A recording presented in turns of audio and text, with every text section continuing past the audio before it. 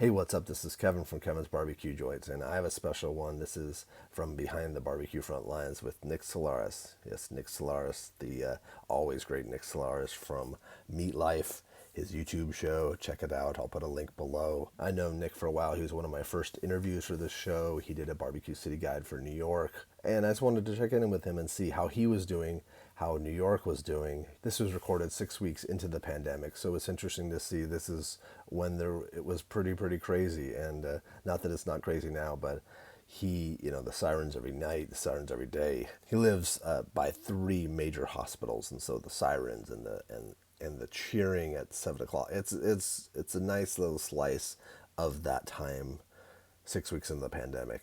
He also goes into detail about the meat world in New York and what he is doing.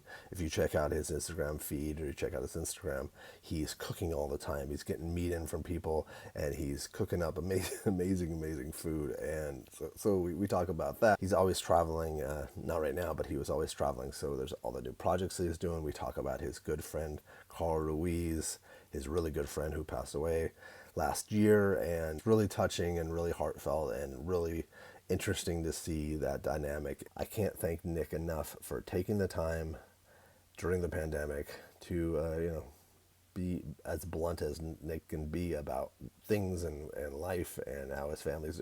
He's just straightforward about what his thoughts are and everything. And the Kevin's BBQ Joints podcast and YouTube series is brought to you by Treaty Oak Distilling.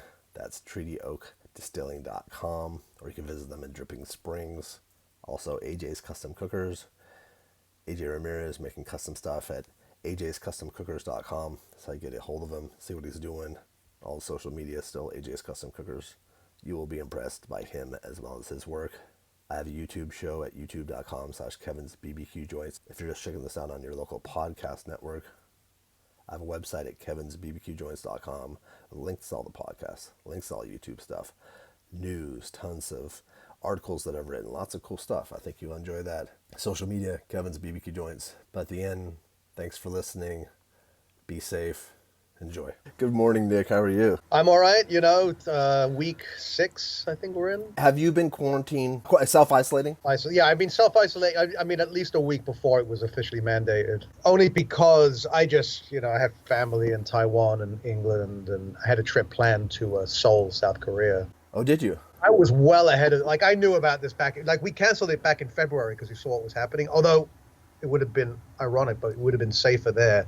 There was actually less incidences in late March in Seoul, South Korea than actually are technically having here. I mean, obviously we don't know because we don't have widespread testing, but. Yeah, we do not know. And that's, especially California too. They've talked about how it could be in the hundreds of thousands. I'm sure it is. That we just don't know. I suspect that I had it in late February, early March, because I had this really weird fever for 3 or 4 days. So who knows? But in any event, the fact is that we've been locked down at least it's over a month, I think, in terms of being mandated. But I think a lot of us had actually, people shut their restaurants down in anticipation of it. Now what we're seeing is we plateaued. So we've whatever the term is, flatten the curve, which you think is something. But all that means is that we haven't saturated the ability of our hospitals to absorb the sick, but we have 500 people dying a day. I mean, it's fucking dire out there. Yeah, that's not just something that's. You can be Darwinian about it. Look, I should be fucking Darwinian about it. I'm young-ish. I work out. I have a protein-rich diet, but I don't eat a lot of junk food. Right. Mm-hmm. My metrics are pretty good. My family is ensconced in a nice plush little farmhouse in England somewhere, right? Yeah, I was going to ask about your family in England. No, they've been isolating longer than I have, for sure. And they don't go out at all. They're elderly people. They'd have to be my parents. I think you're just slightly older than me. So at the same time, if anybody should be out there doing illicit partying and, not social, I'm a good candidate for it. But I felt maybe for the first time ever in my life, a real sense of civic responsibility. Mm-hmm. The fact is that we have it in our power to actually beat this thing, And the fact is, it doesn't give a fuck if you're a vegan, a carnivore, a Republican, a Democrat, Christian, Jewish, Catholic, Protestant, right? It Muslim. doesn't care. It doesn't give a fuck. It's here to kill us, right? Because that's what it does. It's biological warfare on a very microscopic level, right? The granular level. Yes, exactly. If I'm like the lifelong cynic, like if I'm telling you, like, stay the fuck out of restaurants, like that, that this has got to be done. Like this is. So anyway, we flattened the curve here. I'm really like proud to be a New Yorker at this point in time. Like every night at 7 p.m., we applaud the healthcare. Yeah, how is that? That was another one of my questions I wanted to ask It's you. pretty moving, to be honest with you. And I live like I'm looking out the window here. I see a hospital here. Mount Sinai Beth Israel is here. It's like 3 buildings. Oh, I know. I didn't know that. Huge. And then over here is the New York Eye Infirmary of Mount Sinai, and behind me is another giant hospital. So I'm in downtown Manhattan, and we are literally surrounded, and we see cops, and we see. It's very apparent here, and also you may pick it up here, like you hear a lot of sirens. Yeah, I was going to ask you if you hear sirens a lot. I would imagine. And it's weird because obviously there's been a huge impact in terms of like daily life. So there's no car accidents, there's no bicycle accident. There's far less. They say that crime is down. I imagine crime is probably down. But the fact is that the people that are out on the streets are committing crimes. The only ones out there. So it's an interesting thing that, like, yes, crime overall is down, but there's more crime happening. It's a weird feeling, right? And definitely you go out after dark, and New York is like, it's kind of what New York was like when I moved here in the 80s. For those people that weren't here in the 80s, maybe you've seen a film called Escape from New York. It's kind of like that. Like it's holy shit. Get out there. Sure, because the only people who are out don't have homes or are crazy. Right? So I happen to be out. I go out. I get up like crazy early and go shopping. It's the only time that the supermarket is like completely empty. And you also go on bike rides too, I've noticed. I do. That's great because you can the streets are dead. Like I'm driving through Chinatown on whatever time of the day it is, and there's like the streets are empty, and Chinatown is the most bustling neighborhood. Yeah. Right. So it's really it's pretty for that sense of isolation. But you feel like the Omega Man or something out there. Right? It's just like it does. Even like I'm in Los Angeles and driving the streets here. It's never been. This feels like because I grew up in the '70s here. It feels like that. From what I can remember seeing it in my parents' like station wagon, what it looked like. It didn't seem that crowded, and it just feels now. Finally, everyone's wearing masks when you drive around. So it's actually the other big change. And really, I wasn't wearing a mask when I was riding. I'm also never close to anyone, but they still are now saying that if you're out in public, you must wear a mask. And it makes sense. And I went to a supermarket yesterday, and a guy came in with a bandana, and he was coughing, and you could see it puff out. And so I realized that's part of the reason why, like, to stop his hangs in the air. Yeah. I mean, look, we're going to face these things. We faced it 100 years ago in 1918 with the Spanish flu. It's part of the reality of being an animal on a planet. And living in close quarters, this could happen. For sure. And New York is obviously going to have a much higher rate of infection than probably any other place because we have the population density here. And people cram on the subways. People are cramming into restaurants, cramming into nightclubs and bars, right? Everything that's compelling about New York is this physical, kinetic, very visceral, compact existence. It's exactly what a virus needs to spread. But that doesn't mean that you're safe in your mega church or in your football stadium or, even out hunting with friends. Like, this thing is like, or playing bocce ball in Florida. You're not safe. It's not. No, it's, and look, it's very easy to look at the numbers and make decisions. But when you know people that have died from it, as I do know. And I do too. That's when the rubber hits the road, right? And that's when it's like you're not looking at this in terms of like will your favorite restaurant or the industry survive? We're talking about like this could be existential, right? Like this could inexorably alter the way that it will inexorably alter the way we live, right? Handshakes, thing of the past, probably, right? A lot more hand washing, like you mentioned the masks, like that might just be a seasonal thing from now on. Like, if it's flu season, people are going to wear masks. You've been to Asia many, many times, and I lived in Japan for a while. People, when they were sick or not feeling well, they would wear masks. That was something common. It's a sense, and there's a sense of sort of civic responsibility of that is, that signals, right? And I was kind of shocked at how New Yorkers really came together on this thing, right? Because as we just said, this is a human thing. It Mhm. doesn't give a fuck what you are, right? It just cares that you're human and that you didn't wash your hands. Yeah, Like exactly. that's what this virus cares Yeah, about. essentially. Yeah, if you break it down to that, yeah. Space, right? Which we're constantly doing, which I feel, but But it's funny too how they've explained how to wash your hands, and I keep thinking, or how what's happened to us that we don't know how to properly well, wash our put hand? it this way: if you've never been to a USDA facility, you may not have ever. No, yeah, that's true. No, I agree. No, it's But if you've been to like a USDA facility or a butcher shop or a restaurant that really, that whole procedure, that doing it twice, doing the thumbs, especially like right between the webs, right? Like all of that stuff is, but that is going to be the new normal, right? And we're going to see a lot more. I don't know. It's so random. I was just thinking about this. It was in Texas, Austin, Texas. I think it was Mighty Burger. Is it Mighty? Maybe not Mighty Burger. And they had this machine that was just, it almost looked like where you get your cups out of at a 7-Eleven, and it was these two, holes that you stick your hands in. And it was a whole cleaning system. The wow. base was touchless, but it was spraying detergent on you and then whisking it away. And I was like, that is what we need. Yeah, that's and I think a lot of inventions they always come out of problems like this, but I think a lot of things will come out of that. And I also think that there should be something for healthcare workers that is a simple suit, something that's lightweight, comfortable, that they can get on quickly, that's not expensive. Like someday they might invent something that's really easy that keeps them completely protected. They can pop on and it put it in a machine or I don't know something. Yeah, the problem that we have, that we're always fighting the last war, right? So some idiot tries blowing up a plane with shoes. We're fucking still taking our shoes off at airports, It's like, we don't have to, I'm not saying we don't have to worry about, but when we beat this virus, this pandemic, like, we need to be thinking about what this is going to mutate into, not what it happened, what it did to us last time. So yeah, of course that will happen, but I think a better expenditure of human intellectual rigor and use would be like figuring out, like, yeah, how do we deal with this? Maybe not disbanding the agencies that we need, and whatever the solution is. I was thinking the same thing that we do have to like.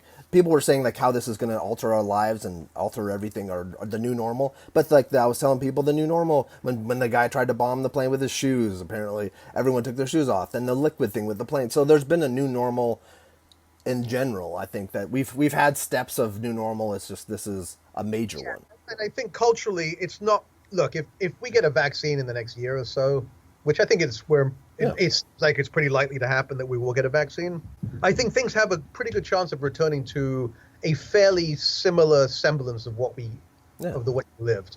So we're still going to have restaurants. The line at Snows. Can you imagine a snow?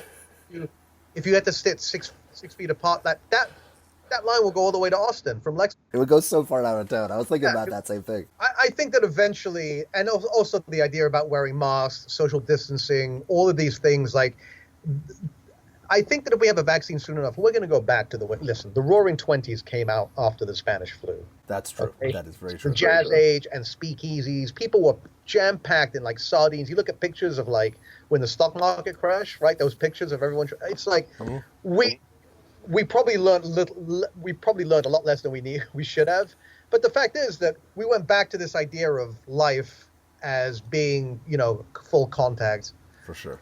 So I'm hoping, because I enjoy life that way. Yeah. Okay. I grew up in punk rock.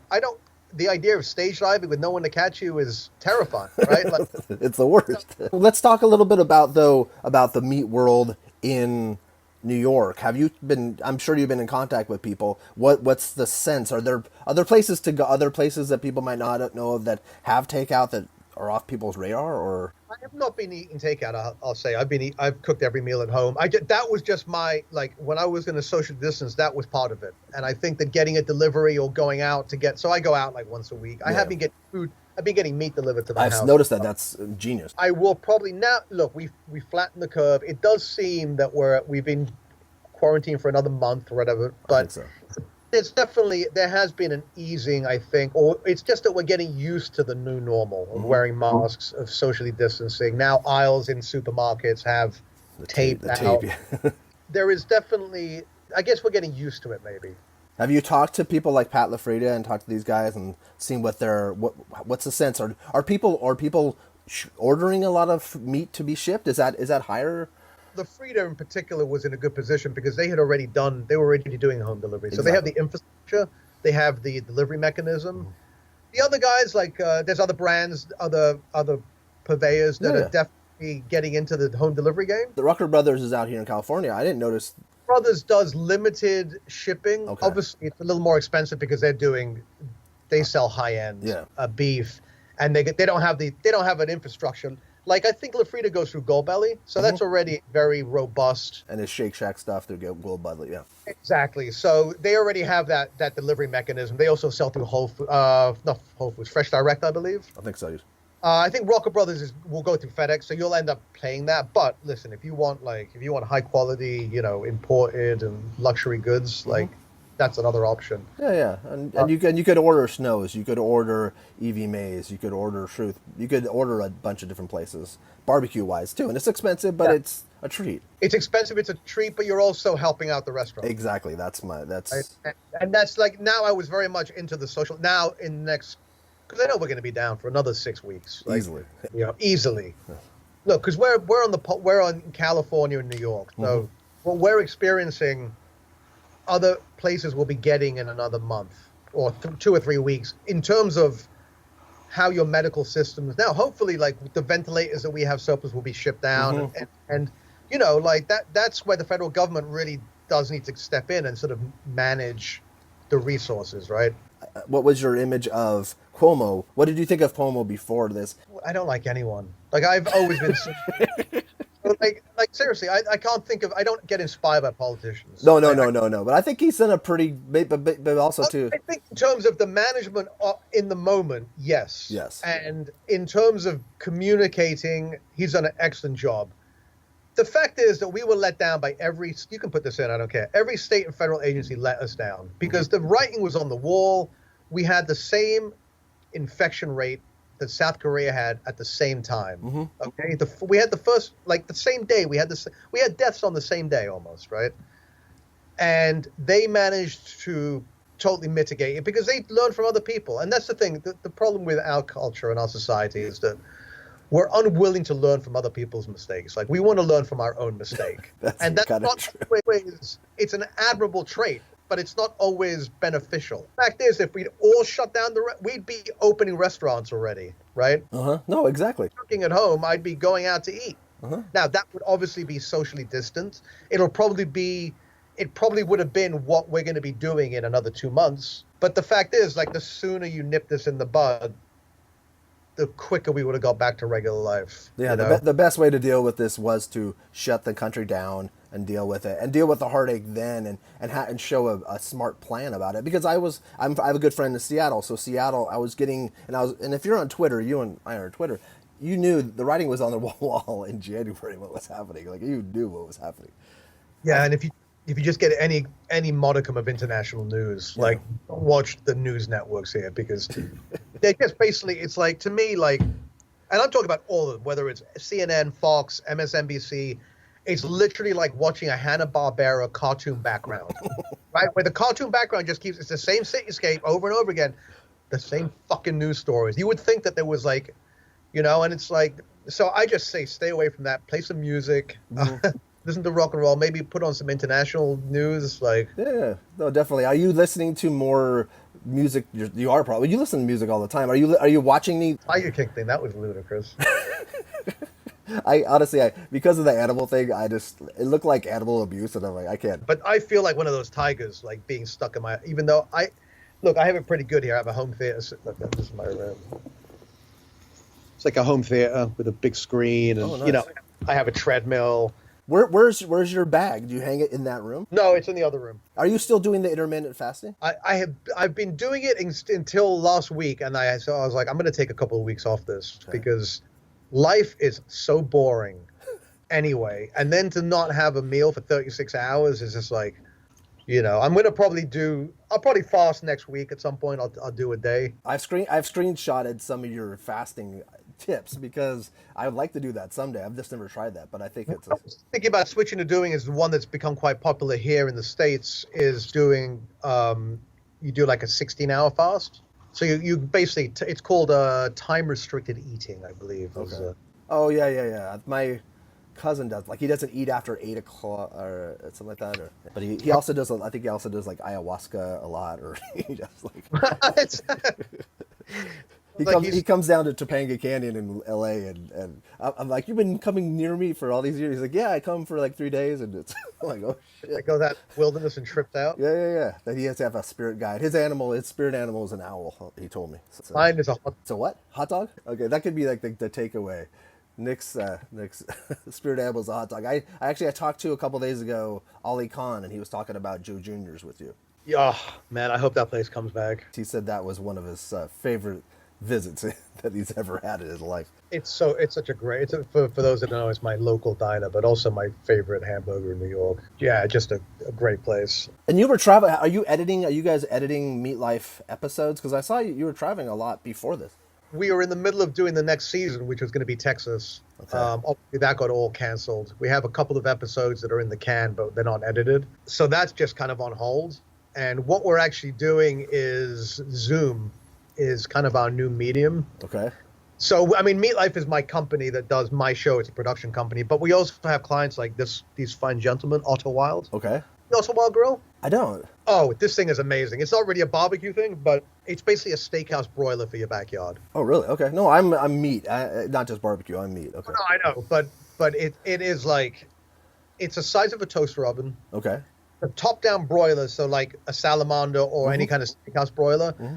2 double burners, 1,500 degrees, Shit. propane powered.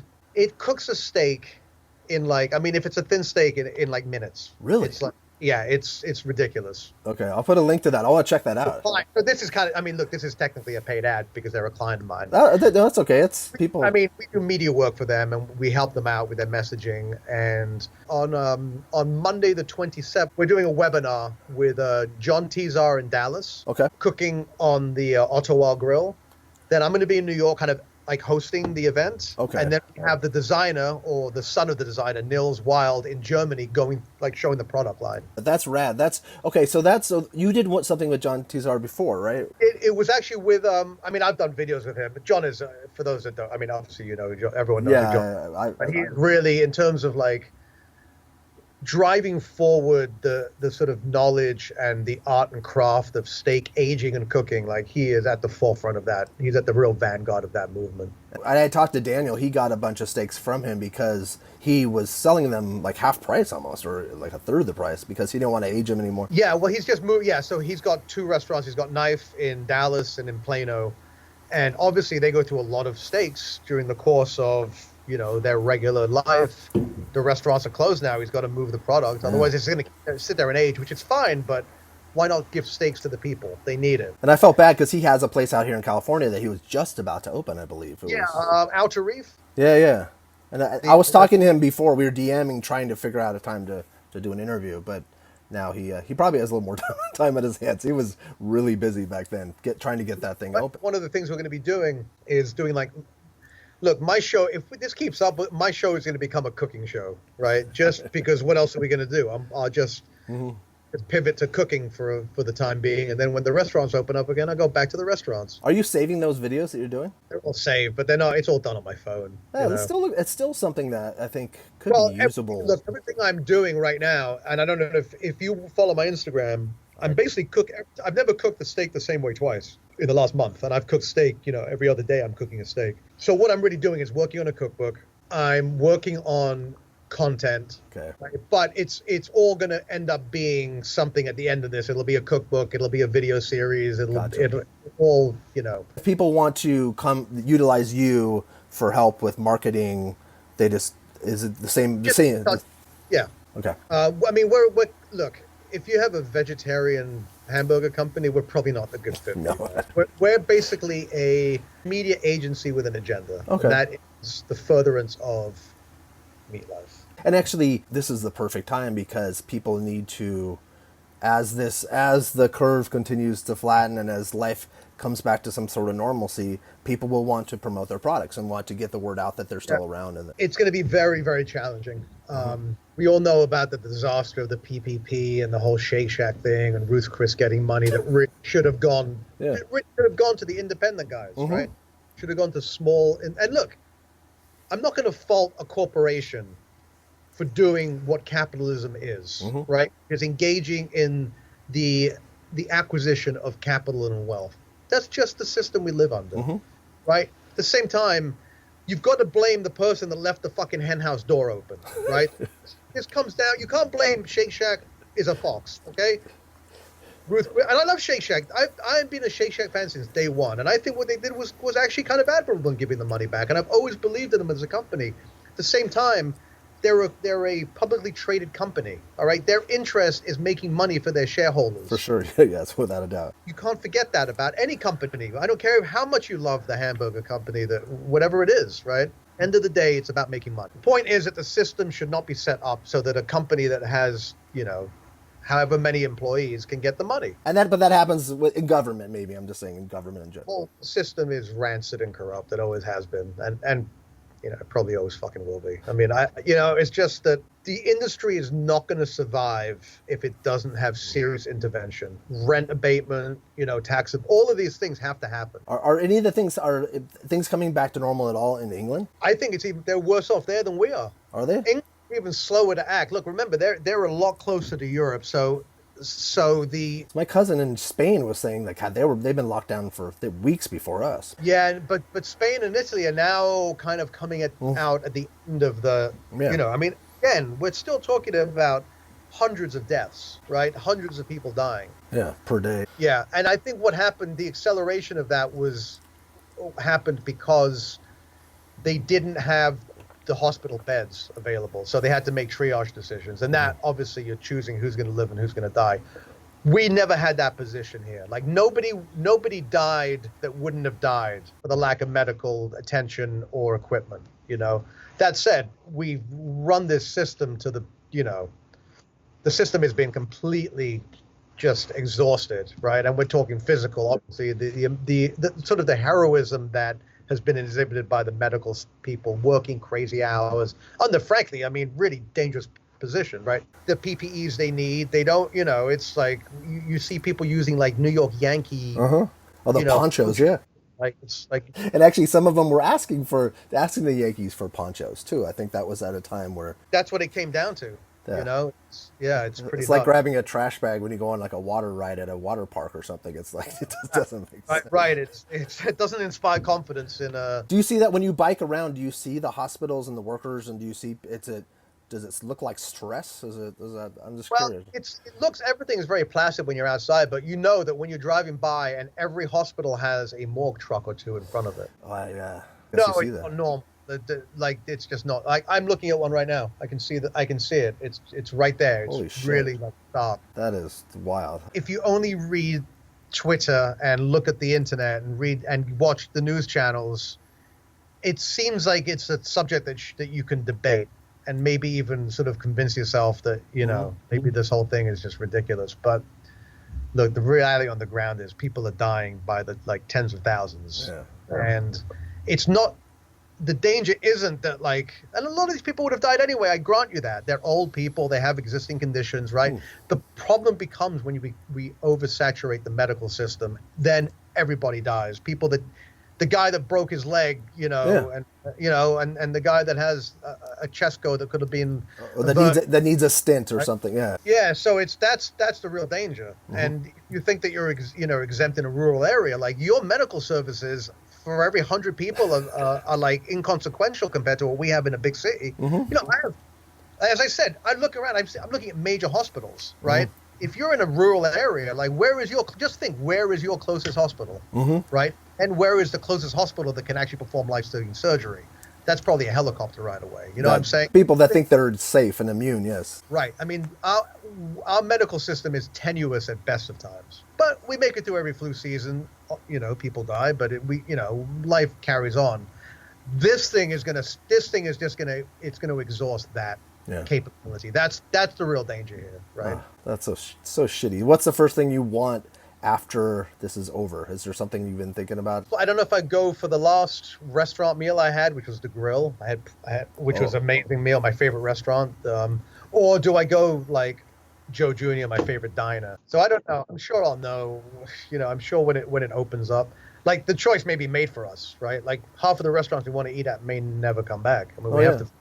we have to face that reality that like it's not just that life will change in the way that we interact.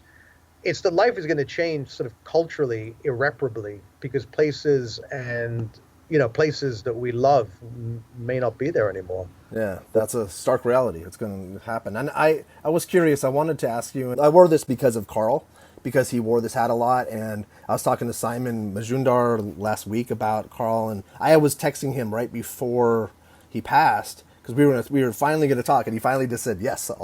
But did you? I was just curious. What would he think of this, or what would his reaction be? I mean, I think that there would never be a time when the world needed Carl Ruiz more I agree. than this. We're all locked up, and what we need is that kind of just absolutely escapism, I right? agree. Because Ruizing, I mean, obviously Ruizing at home would have been, I think I think what actually would have happened with Carl is that he would have started cooking. Mm-hmm. He would have watched the Home Shopping Network for 2 hours a day and commented on it. That was my favorite thing he Oh, I ever love did. that. Yeah, that was. But then he started cooking, and I think he would have I think he would have understood. He wasn't an idiot. Like No. he understood what this was and the impact it would have on the industry. But I also see him. He'd be out, feeding the hospital workers, doing, that for sure. like Jose, he'd be involved with. I just I miss him like crazy, but I wasn't even as close. With like cigarettes and like. Miller, what was it? What did he High Life? Is that what he? I like. There's certain people that you just there's unique people that never come again, and that was just I think it's one in a billion. a billion. Exactly. Yeah. And so I'm jealous that you had the chance to get to know him as well, because I think that's the kind of soul you want to connect with, and you're a lucky guy, and I feel my condolences always to you. No, thank you. But like honestly, he touched so many people. It would have been amazing to have him around. I mean, for any reason, but especially in the time of COVID-19. Thank you for everything you do, and I love watching your stories, and keep doing those. Those are I'll awesome. try. Thank you. I'll everyone just stay safe out there, and we can get through this. So if we work together on it, like we'll get through it sooner. Yeah, definitely. And people should check out old episodes of Meat Life. They're a definite use of escapism. They're Hey, listen, wonderful. you've got nothing to do but waste time. You might as well waste it watching a stupid show about meat. And watching you, you're always so well dressed. And if you want to see someone that's very well dressed around meat, that's important. You should check out Meat Life. But thank you for everything you do. Yeah, good to see you. Thank you, brother. Stay safe. Cheers. All right, take care.